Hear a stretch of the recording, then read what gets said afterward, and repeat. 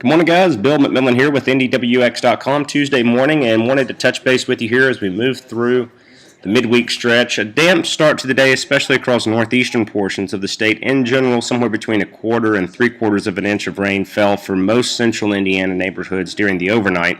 And we're not quite finished with the rain today, though it will be more scattered in nature and certainly not as intense as what we saw across central portions of the state on Monday. But that said, a cold front still is off to our northwest, and as it swings through here later on this afternoon, it will help to ignite some additional shower, maybe a thunderstorm across central portions of the state into the early afternoon hours, mid-afternoon, before diminishing as we move on into the evening hours. The big story, though, guys, as we move into tonight will be a change of air mass and more of a kind of just early fall feel stepping out the door Wednesday morning. In general, temperatures will be in the low 60s for most of central Indiana to start our Wednesday. A big drop in humidity expected and a bit of a breeze in play as well.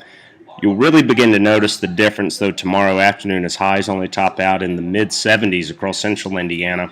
And then overnight lows tomorrow night and Thursday morning will fall into the mid-50s even for the city itself. But many areas outside of the city will fall into the 40s to start our Thursday. Check that out. Several areas expecting to fall into the mid-40s, so a hint of fall to start our Thursday. Going to feel very, very nice, and then highs Thursday afternoon top out in the mid to upper 70s. Unfortunately, the cooler, drier air won't last. We begin to warm things up in a big-time way as we head into the upcoming weekend. We'll add the humidity as well, and some scattered shower and thunderstorm activity will be on the radar as we progress through the weekend, though I don't think we're looking at any sort of washout.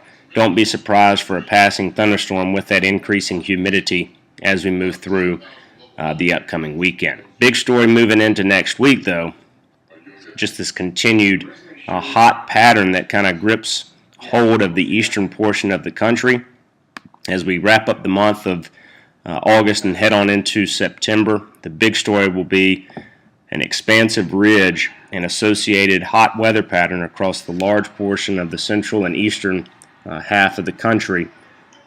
Summer not quite finished just yet, despite the taste of fall that we're going to enjoy over the next couple of days. You guys make it a great Tuesday. Thank you as always for logging on to NDWX.com. We'll talk with you soon.